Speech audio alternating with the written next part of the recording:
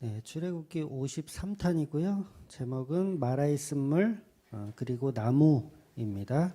출애굽기 15장 11절에서 25절까지 보겠습니다. 저기 29절이라고 되어 있는데 25절까지만 보도록 하겠습니다. 11절부터 25절까지 한 목소리를 읽겠습니다. 시작. 여호와께서 신중에 주와 같은 자가 누구니까? 주와 같이 거룩함으로 영광스러우며 찬송할 만한 위엄이 있으며 기이한 일을 행하는 자가 누구리이까? 주께서 오른손을 드신즉 땅이 그들을 삼켰나이다. 주의 인자하심으로 주께서 구속하신 백성을 인도하시되 주의 힘으로 그들을 주의 거룩한 처소에 들어가게 하시나이다. 여러 나라가 듣고 떨며 블레셋 주민이 두려움에 잡히며 에돔 두령이 놀라고 모압 영웅이 떨림을 잡히며 가나안 주민이 다 낙담하나이다. 놀람과 두려움이 그들에게 임하며 주의 풀이 크므로 그들이 돌같이 침묵하였사오니 여호와여, 주의 백성이 통과하기까지 곧 주께서 사신 백성이 통과하기까지였나이다. 주께서 백성을 인도하사 그들을 주의 기업의 산을 심으시리니라. 여호와여, 이는 주의 처소를 삼으시려고 예비하신 것이라. 주여, 이것이 주의 손으로 세우신 성도로소이다. 여호와께서 영원무궁하도록 다스리도다 하였도다. 바로의 말과 병과 마병이 함께 바다에 들어가매 여호와께서 바닷물을 그들 위에 되돌려 흐르게 하셨으나 이스라엘 자손은 바다 가운데서 마른 땅으로 지나간지라. 아론의 누이 선지자 미리암이 손에 소고를 잡음에 모든 여인도 그를 따라 나오며 소고를 잡고 춤추니 미리암이 그들에게 화답하여 이르되 너희는 여호와를 찬송하라. 그는 높고 영화로우시며 말과 그 탄 자를 바다에 던지셨음이로다 했더라. 모세가 모세에게 이스라엘을 인도하매 그들이 나와서 스룹 광야로 들어가서 거기서 사흘 길을 걸었으나 물을 얻지 못하고 마라에 이르렀으니 그곳에 물이 써서 마시지 못하겠으므로 그의 이름을 마라라 하였더라. 백성이 모세에게 원망하여 이르되 우리가 무엇을 마실까 하며 모세가 여호와께 부르짖었더니 여호와께서 그에게 한 나무를 가리키시니 그가 물에 던지니 물이 달게 되었더라. 여기서 여호와께서 그들을 위하여 법도와 율례를 정하시고 그들을 시험하실세. 아멘. 네, 오늘 본문도 계속해서 지난주와 동일하게 이제 모세의 찬양하는 부분, 지난주까지는 이제 10절까지 모세의 찬양 부분을 봤고요. 오늘은 11절부터 이제 모세의 찬양하는 부분이 나옵니다. 그리고 이제 이어서 이제 누나 미리암이 그 찬양을 이제 화답하면서 이제 하는 찬양이죠. 그리고 많은 여인들이 미리암을 따라서 이제 소고를 치고 이제 춤을 추며 기뻐하는 모습을 우리가 볼 수가 있어요. 그래서 지난주에는 이제 애굽 사람들이 홍해 바다에 이제 다 빠져 죽습니다. 그런데 이 모습을 보고 이스라엘 백성들은 한마디로 이제 기뻐하며 춤을 추고 즐거워하는 모습이에요. 근데 이 모습 자체가 납득이 안 되는 모습이라고 지난주에 말씀을 드렸어요. 그러니까 신약으로 이제 좀 예를 들어보면 이 본문이 왜 납득이 안 되냐면 십자가 복음을 전하는 바울이라고 한다면 성령이 함께 하시는 바울이죠. 근데 이 바울이 오늘 오전에 봤던 사도행전 17장에 나오는 모습처럼 유대인들이 막 돌을 들고 막 쫓아와요. 죽이려고.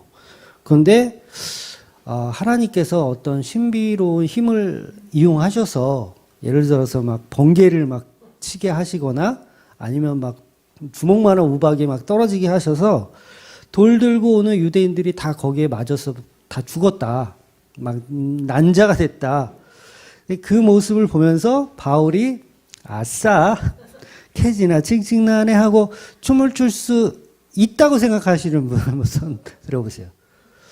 없죠. 조금 안 맞는 거예요. 그러니까 십자가 복음이 있는 사람과 없는, 물론 바울이 어떻게 행동했는지 우리 정확하게 알 수는 없지만 정황상 보면 바울은 절대 유대인들이 죽어가는 모습을 보면서 속옷치며 춤추며 즐거워하지 않을 거라는 거예요. 왜냐하면 우리가 그 바울이 전하는 십자가 복음에 대해서 우리가 많이 알기 때문에 그런 행동은 절대 하지 않을 거라는 걸 우리가 미루어 짐작할 수가 있어요.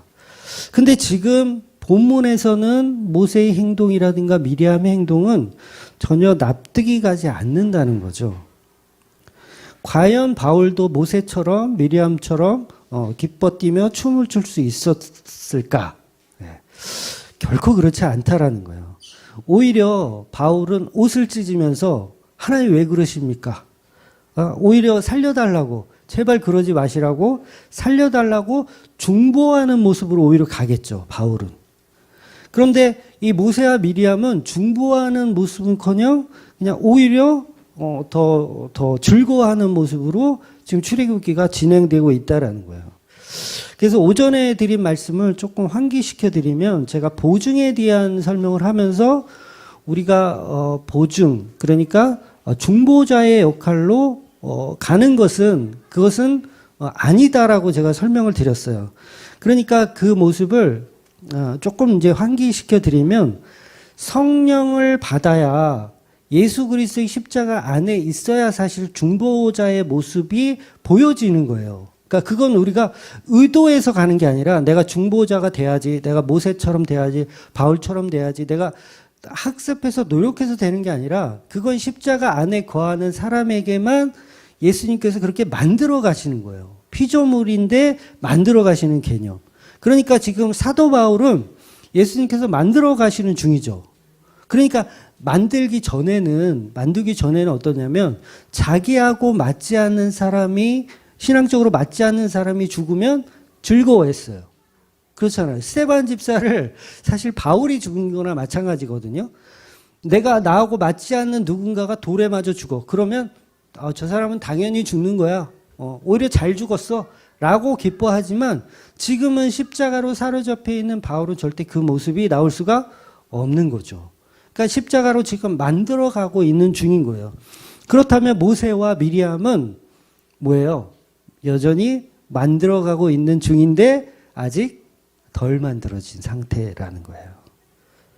그러니까 지금 미리암과 모세의 찬양은 자기에 대한 대처한 일들에 대한 해결에 대한 기쁨. 그러니까 십자가와는 전혀 무관한 기쁨으로 경배하고 찬양을 드리고 있다라는 거죠. 그러니까 그거를 우상숭배라고 하는 겁니다. 그것을. 그러니까 똑같은 교회를 다녀도요, 우리가 다 같이 똑같은 교회를 다녀도 어떤 사람은 정말 바른 신앙생활을 하는 사람이 있고 또 어떤 사람은 그냥 우상숭배하는 사람이 있는 거예요.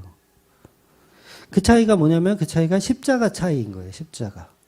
그러니까 십자가가 없는 모세와 미리암은 뭐예요? 자기를 위한 구원에 감격하고 기뻐할 뿐이고, 그런데 바울은 그렇지가 않은 거죠. 그 과정들을 이미 다 지나쳐 온 거죠. 바울은 어떻게 보면 지금 창조의 시간으로 따지면 많이 지금 익어가고 있는 상태. 그러니까 이거를 보통 이제 성화라고 얘기하는데 이 성화의 주도권은 누가 갖고 있냐면 오직 예수님이 갖고 있다는 거예요. 예수님이 그렇게 만들어 가시는 거예요.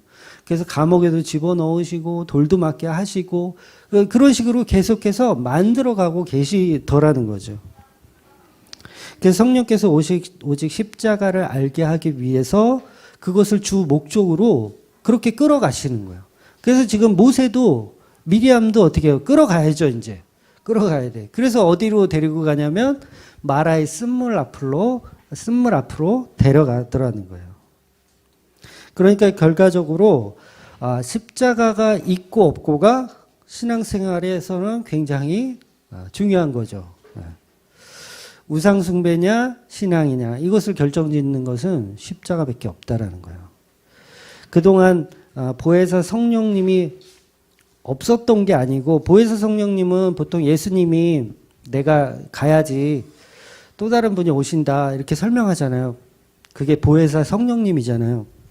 근데 그 보혜사 성령님이 없었던 게 아니에요. 원래 성령님은 계속 계셨었어요. 태초 전부터 계속 계셨는데 왜 예수님은 내가 가고 이렇게 보내주는 개념으로 설명하시냐면 그동안은 예수 그리스도의 십자가가 전부 그림자로 있었어요. 그림자로, 완성되지 않은 그림자로 존재했기 때문에 성령께서는 그 그림자를 통해서만 우리한테 설명하시지 본질을 아직 설명 못하는 거예요.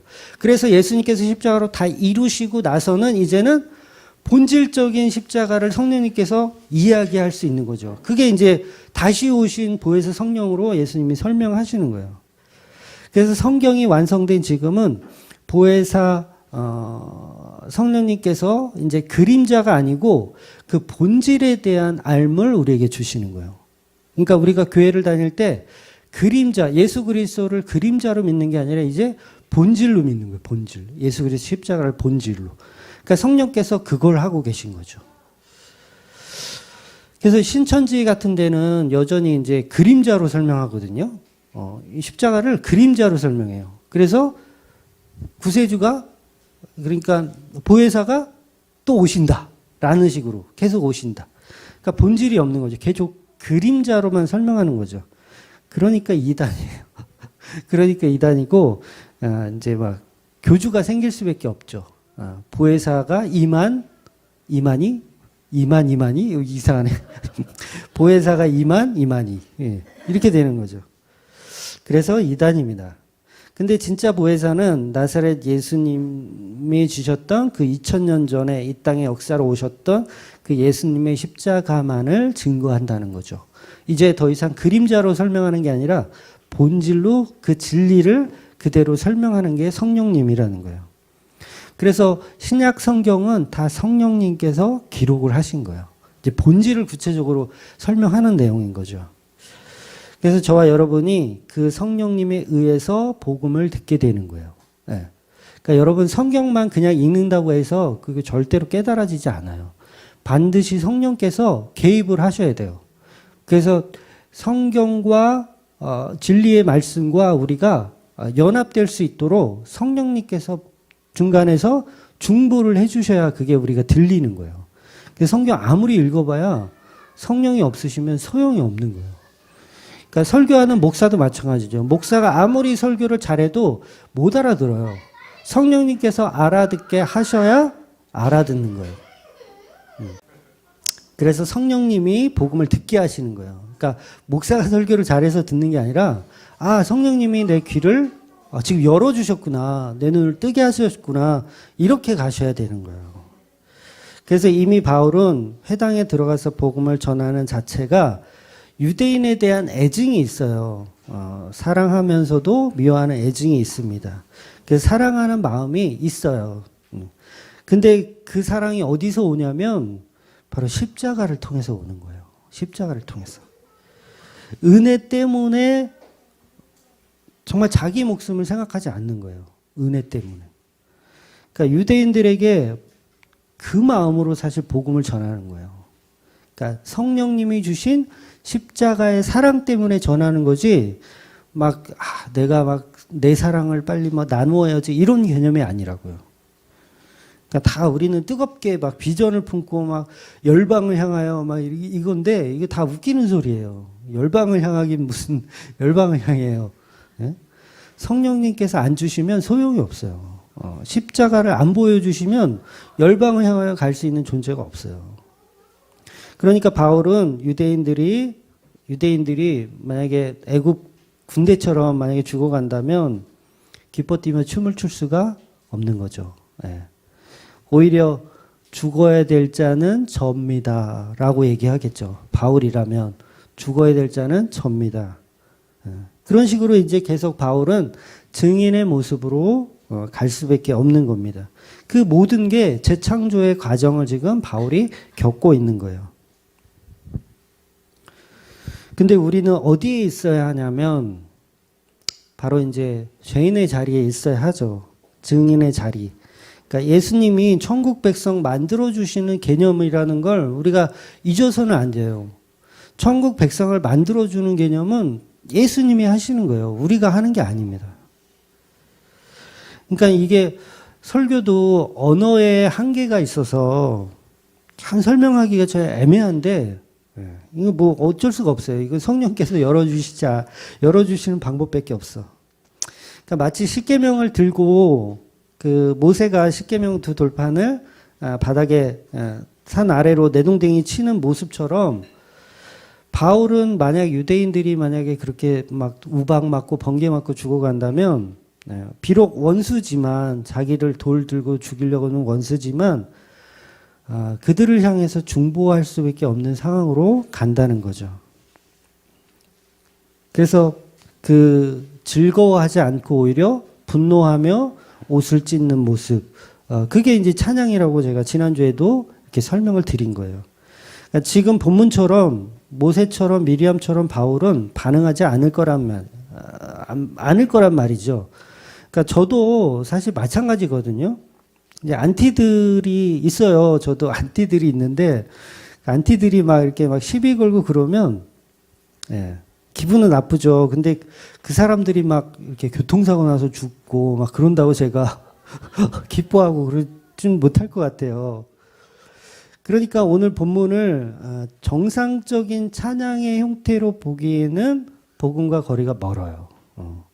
다시 말해서 이 말은 본문에 있는 말씀들은 찬양은 맞아요. 찬양이 아니라는 얘기가 아니에요. 찬양이 맞습니다. 찬양은 맞지만 모세의 찬양, 미리암의 찬양 그 내용 자체는 맞지만 그것을 할 수 있는 존재가 못 된다는 거예요. 그 찬양을 하나님께 올려드릴 수 있을 만한 존재들은 없다라는 거죠. 그래서 하나님이 반응이 없으신 거예요. 그 찬양을 들으시고 참 얘네들 노래를 잘하네. 어떻게 이렇게 소고를 잘 쳐? 이야 대단하다. 이런 반응이 없으시다고요. 반응은 없고 그냥 어디로 끌고 가세요? 광야로 끌고 가시는 거예요. 마라의 쓴물 앞으로 끌고 가시는 거예요. 이것들이 못 알아듣고 있네 라고 하시는 거죠. 그래서 이스라엘에게 허락한 찬양은 십자가를 배워야 하는 찬양이었어요. 근데 그거를 못 배우는 거죠, 지금. 광야 40년 내내 배워야 돼요, 이제. 40년 배워도 못 알아들어요. 네. 그러니까 십자가를 6월절의 어린 양을 통해서 이미 폭발적으로 증거를 해주셨어요. 하나님이 6월절의 어린 양을 통해서 십자가를 다 설명해 주셨어요. 근데 그 십자가를 이스라엘은 못 알아보더라는 거예요. 못 알아보는 거예요. 광야 40년 동안도 못 알아봐요. 아직 성경이 십자가를 표현하고 있는 과정에 머물러 있기 때문에 그래요. 구약은 다 십자가를 설명하는 과정들입니다. 그래서 이 과정들 속에서 하나님이 말하는 게 계속 뭐냐면 이제 다음 주에 보겠지만 너희가 이런 것들을 하면 내가 너희 건강도 책임지고 뭐 돈도 책임지고 다 책임질 거야. 뭐뭐 하면 다 책임질 거야. 이런 얘기가 나와요. 그러면 이스라엘 백성들이 그거를 해냈다 못 해냈다? 못 해냈다로 결론 나는 거예요. 그게 구약이에요. 못 해냈다. 그러니까 그게 계속 그림자로서 과정을 만들고 신약에 와서 예수 그리스도께서 십자가에 달리심으로 모든 것을 이루는 형식인 거예요. 그러니까 모든 게 지금 과정이니까 오늘 이 모세의 찬양도 마찬가지고 미리암의 찬양도 마찬가지고 아직 십자가가 빠져있는 찬양을 하고 있다라는 거죠. 그래서 결론적으로 말씀을 드리면 본문 15장 1절에서 오늘 본문 25절까지 본 찬양 21절까지죠. 정확하게는 이 찬양은 십자가 없는 인간에게 보여지는 찬양으로 결론이 나는 거예요. 그래서 찬양은 찬양이지만 찬양이 아닌 거죠. 네. 그래서 모세와 미리암에게 아직 그 십자가가 없기 때문에 십자가를 설명해 주시기 위해서 마라의 쓴물 앞으로 지금 집어넣습니다. 그 십자가 없는 이스라엘에게 십자가를 알려주는 거예요. 그래서 오늘 본문이 즉 오전에 설명드린 대로 지금 본문은 우리 인간이 이렇게 하나님을 찬양하고 영화롭게 할 수 없는 존재다라는 걸 얘기하는 거예요. 그러니까 역설이죠. 어떻게 보면 이것도 역설이에요. 그래서 찬양 이후에 마라의 쓴물 사건이 나오면서 방금까지 찬양했었던 이 내용들 고작 3일이 지났어요.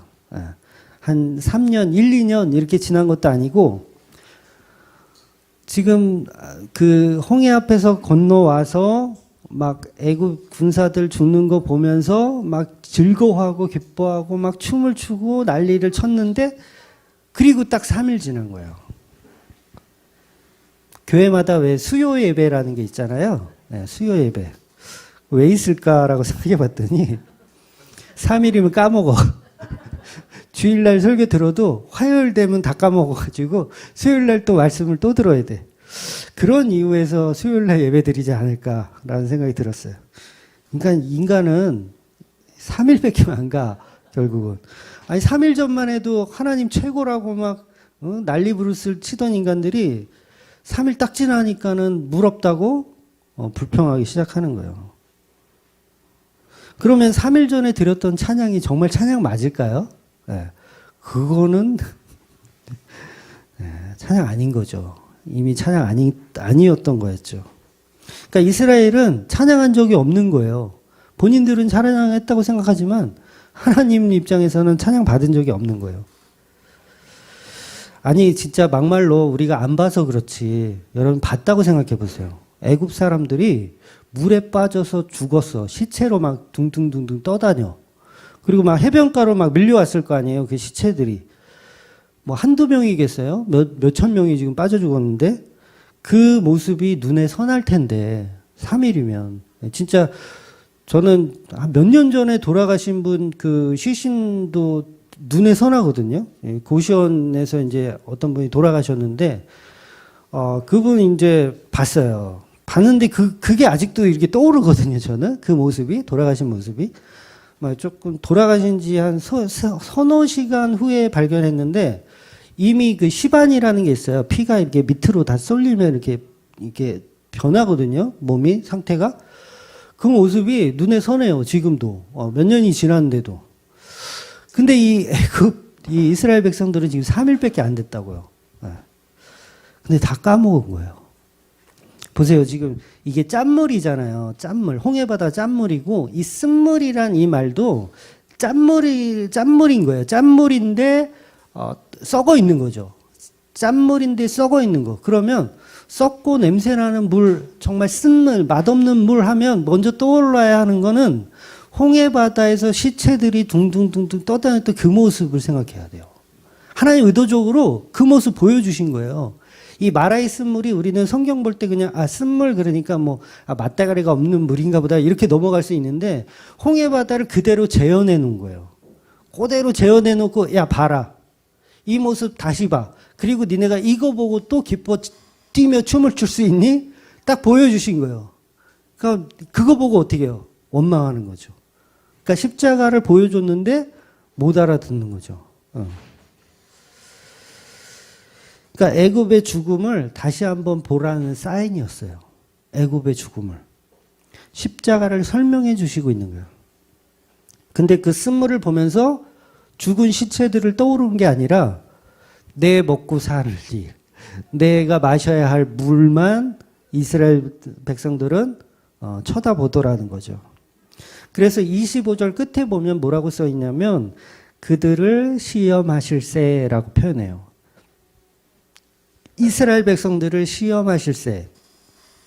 이 말이 뭐냐면 모든 지금 여정들이 하나님의 계획대로 하나님의 순서대로 이루어지고 있다란 얘기예요. 그래서 이 시험은 그냥 단순하게 그냥 테스트, 너가 잘하나 못하나 이런 테스트의 개념보다는 알아먹도록 하기 위한 어떤 경험을 주시는 거예요. 알아듣기 위해서 내가 설명한다. 이런 뉘앙스예요. 테스트는 그들이 뭘 결정하고 이런 게 아니라 내가 널 알아듣게 하기 위하여 내가 이런 상황들을 지금 연출하고 있다. 이런 얘기를 하고 계신 거예요. 그러니까 너희들도 이 쓴물을 보면서 이거 먹고 죽어야 하는 게 너희들이다. 라는 거 보여주시는 거예요. 그러니까 홍해바다에서 죽어야 할 것들은 사실 애굽 백성이 아니라 너희들이었다. 그러니까 이 마라의 쓴물에 이 시체가 둥둥 떠다니는 이 썩은 물을 보여주시면서 너희들도 이거 먹고 다 죽어야 하는 그런 인간들이었다라는 걸 보여주는 거죠. 그랬더니 우리 이스라엘 백성들은 여전히 못 알아듣고 하나님 앞에 원망을 내놓더라는 거죠. 그래서 하나님께서 십자가 은혜를 설명하시는 겁니다.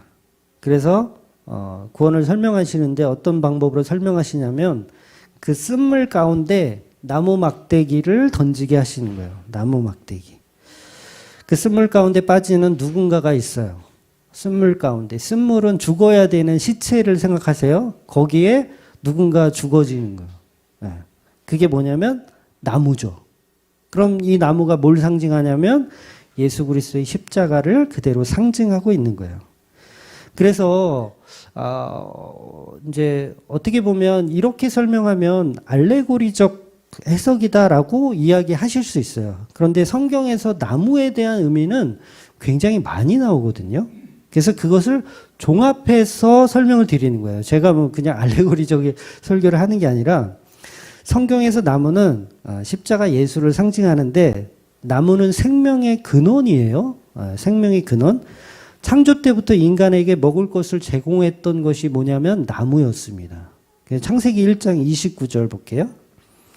창세기 1장 29절 같이 읽어볼게요. 시작. 하나님이 이르시되 내가 온 지면에 씨 맺는 모든 채소와 씨 가진 열매 맺는 모든 나무를 너희에게 주노니 너희의 먹을 거리가 되니라. 성경에서 말하는 음식의 개념은 전부 십자가 설명하는 거예요. 예수님의 살과 피를 설명하는 거지 우리 먹고 사는 얘기 하시는 게 아니에요.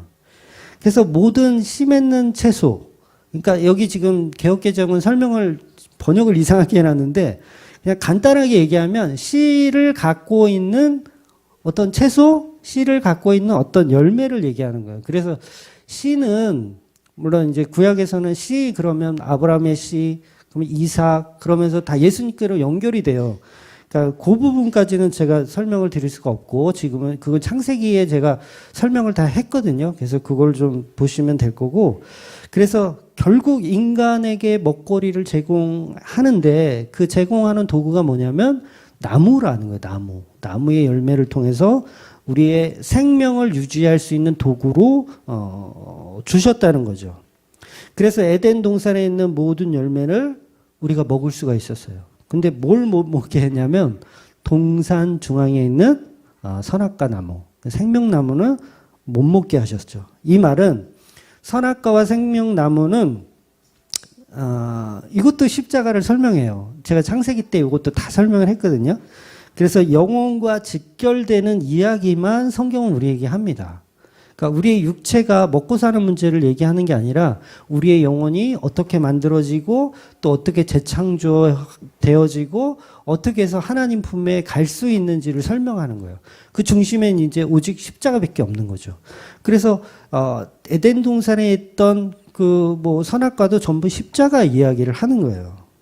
그래서 예수님도 먹는 것에 대한 비유를 많이 말씀하셨거든요. 사람이 떡으로만 사는 게 아니라 하나님의 말씀으로 산다라는 말씀부터 시작해서 하늘의 만나를 우리 조상들이 먹었던 이유는 뭐냐? 그것도 다 살과 피, 예수님의 십자가다라고 다 결론을 다 말씀해 주셨어요. 그래서 영의 양식, 그 십자가라는 영의 양식을 통해서 비유적으로 구약에서는 다 설명을 해놨다라는 거죠. 그래서 선악과가 결국 인간의 선택과 유기를 상징하는 십자가 이야기라는 겁니다. 그래서 나무는 이렇게 생명과 구원과 연결이 되어 있어요. 나무는. 그래서 구약에도 우리가 번제를 드릴 때 번제 그러면 우리가 생각나는 게 뭐 어린 양 그리고 기름 그다음에 끝. 근데 더 있어요. 뭐가 있냐면 항상 나무가 있어야 돼요. 나무는 부각되지 않잖아요. 우리가 몰라. 그런데 모든 번제에는 나무가 있어야 돼요. 그래서 이삭을 번제로 바칠 때도 이삭이 그러잖아요. 나무는 있는데 어린 양은 없냐? 그 얘기를 하는 거예요. 나무는 항상 필요한 거예요. 그래서 나무는 아주 기본이면서도 굉장히 중요한 번제물인 거예요. 나무는.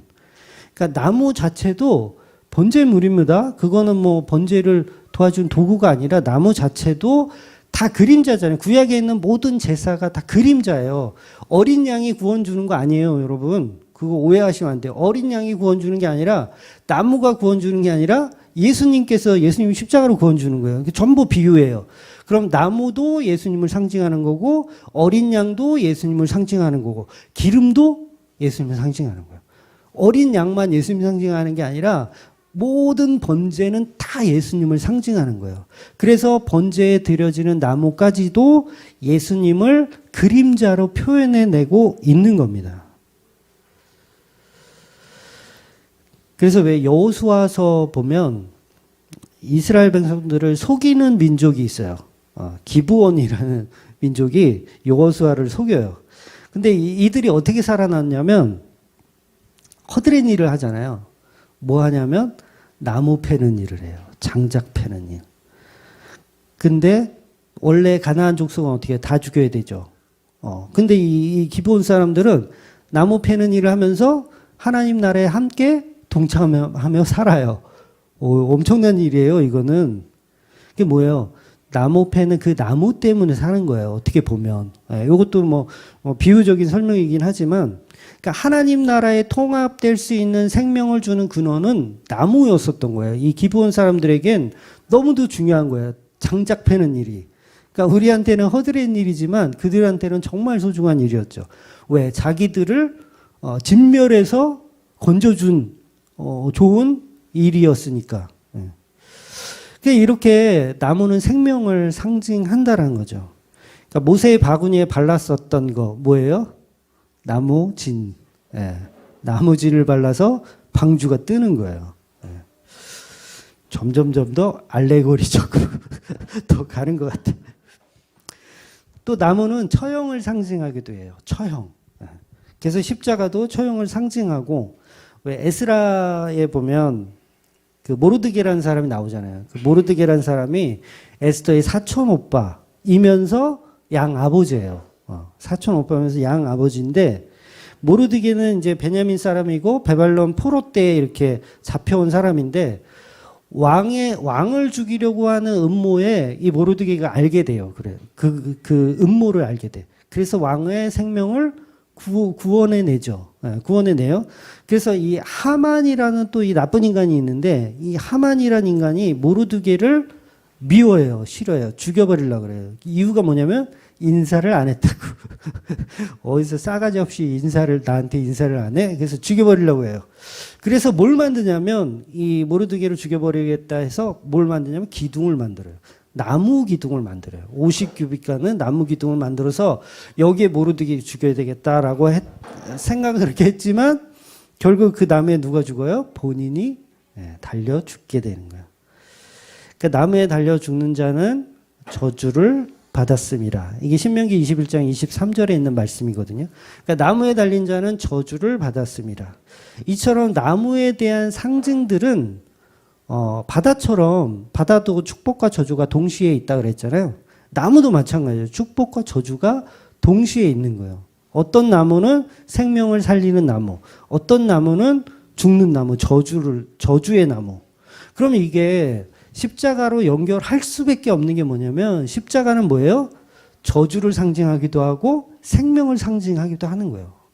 이 십자가로 인해서 예수님은 죽으셨어요. 우리도 죽었어요. 저주예요. 완전 처절한 저주를 맛보는 게 십자가예요. 그런데 또 이 십자가를 통해서 또 다른 재창조가 이루어지잖아요. 생명이 살아나잖아요. 그러니까 이 두 가지 기능을 다 가지고 있는 거예요. 그러니까 나무라는 자체는 구약에서 이렇게 사용된다고요. 생명을 살리기도 하고 죽이기도 하는 것으로. 그러니까 언약궤의 재질도 나무예요. 언약궤의 재질 나무. 그러니까 그 안에 뭘 담아요? 인간의 죄를 담잖아요. 만나 항아리, 인간의 죄예요. 인간의 죄. 그다음에 아론의 쌍난 지팡이, 인간의 죄예요.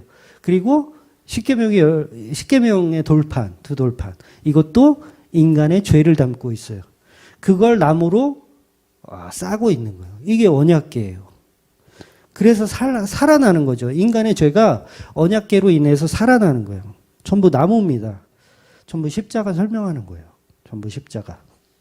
그래서 마라의 쓴물 앞에 도착했을 때 생명 없는 그 시체, 썩은 물, 죽어가는 시체들의 썩은 물에 예수 그리스도라는 십자가가 던져지니까 단물로 바뀌는 거예요. 생수의 강이 되는 거죠. 그걸 십자가라고 얘기하는 거예요.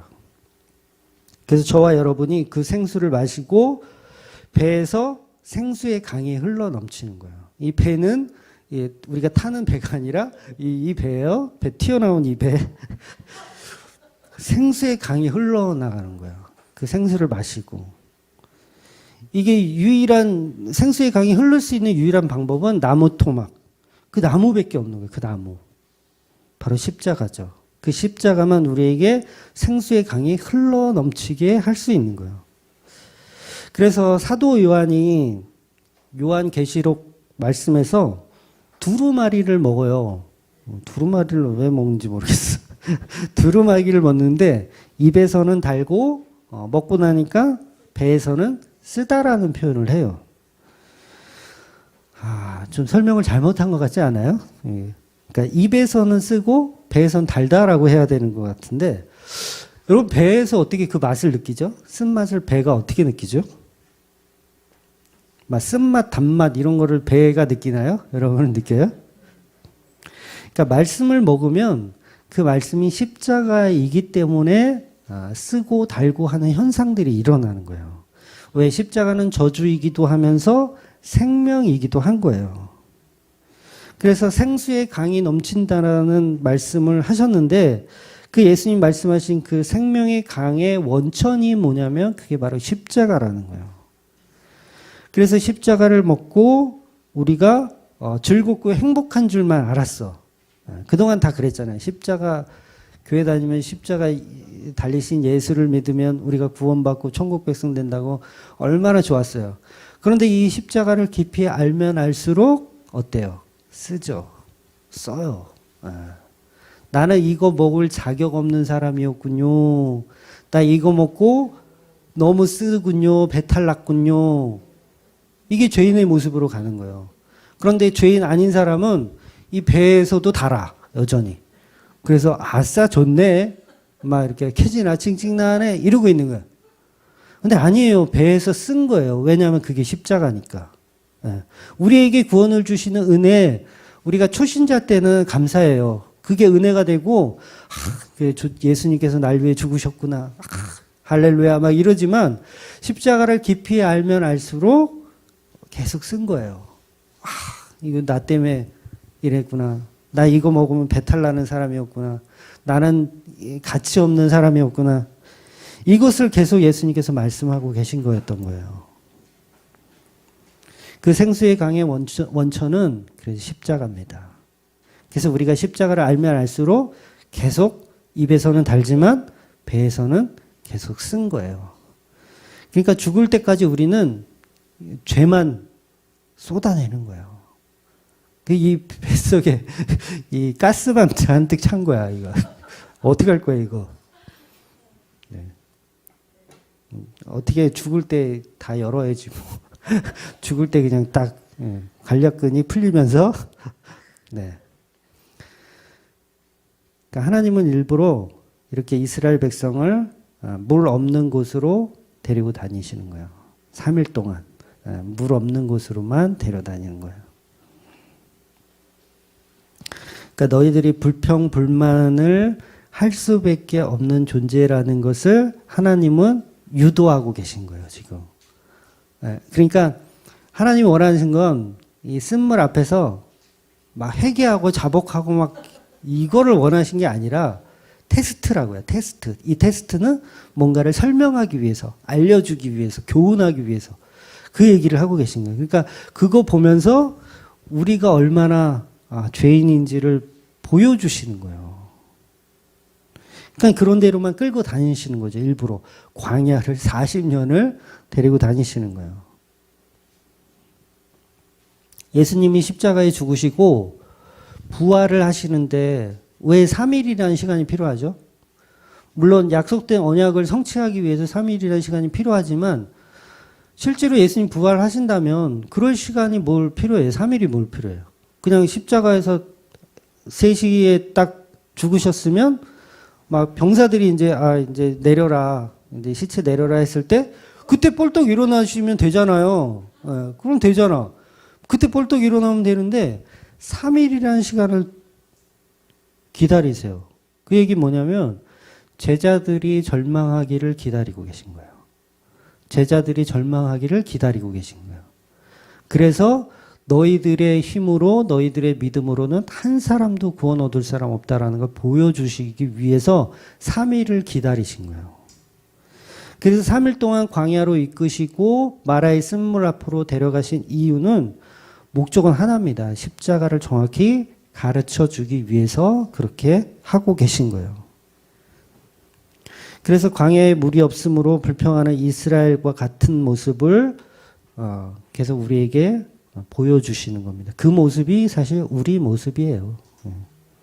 그러니까 우리는 불평 안 할 것 같죠? 3일만 광야에서 걸어보세요. 불평할 거예요. 그게 쉬운 게 아니죠. 광야를 3일을 걸으면 이제 물이 다 떨어졌을 거 아니에요. 그동안 출애굽할 때 가져왔던 물 다 떨어져요. 그러면 뭐 애굽 죽었었던 거 배지도 않아요. 내 살기 바쁘지. 일부러 3일을 기다리신 거예요. 하나님은. 일부러. 너희들이 십자가를 배우라고. 그래서 우리 인생에 있어서 그 3일의 기간이 없으면 예수를 안 믿어요. 우리는. 그 광야에 3일이 없고 예수님께서 죽으시고 무덤에 계신 그 3일이 우리에게 없으면 우리는 십자가를 볼 수가 없어요. 다 우리가 믿음 좋아서 우리가 잘나서 구원받았다고 생각하지 하나님의 역사로 예수 그리스도를 의지하는 사람은 한 명도 없다라는 거죠. 그래서 일부러 하나님은 광야길을 3일 동안 걷게 하시고 쓴물 앞으로 이렇게 집어 넣으시는 거예요. 십자가를 배우라는 사인입니다. 그래서 저와 여러분은 이 땅에 일어나는 모든 일들이 십자가 배우라는 작업이에요. 하나님이 작업하고 계신 거예요. 우리가 십자가를 배우는 것이 하나님께 영광이 되기 때문이에요. 그래요. 그래서 우리 삶은 계속해서 어떤 날이든 여러 가지 날이 있죠. 진짜 원수들이 나를 죽이려는 원수들이 막 바다에 빠져 죽는 그런 기쁜 일도 있고 또 반대로 광야를 걸어야 하는 슬픈 일도 있고 또 마라의 쓴물 앞에 정말 복통을 일으키는 그 쓴물 먹고 복통을 일으키는 일이 일어나기도 하는 거예요. 근데 전부 십자가를 배우기 위한 여정들임을 저와 여러분이 기억하셔야 됩니다. 그래서 그 여정들을 이끄시는 그분이 누구냐? 바로 전능하신 천지를 만드신 삼위격의 하나님이라는 거예요. 그러면 그 기대함에 그렇잖아요. 그분이 비록 나를 광야로 이끄시겠지만 그 이끄는 그 주체가 천지를 창조하신 그 하나님이라면 얼마든지 우리가 견뎌낼 수 있겠죠. 얼마든지 견뎌낼 수 있어요. 쓴물 앞에 서더라도 견뎌낼 수 있는 거예요, 우리는. 그때 비로소 진짜 찬양이 나오는 겁니다. 그때 비로소 바울과 실라가 드렸던 찬양을 우리도 경험하게 되는 거예요. 그래서 어떤 상황에서도 우리는 자족하며 늘 그 십자가의 은혜만 붙잡고 그 은혜 안에 살아가는 그런 저와 여러분 되시기를 주의 이름으로 축원을 드리겠습니다. 네, 기도하겠습니다.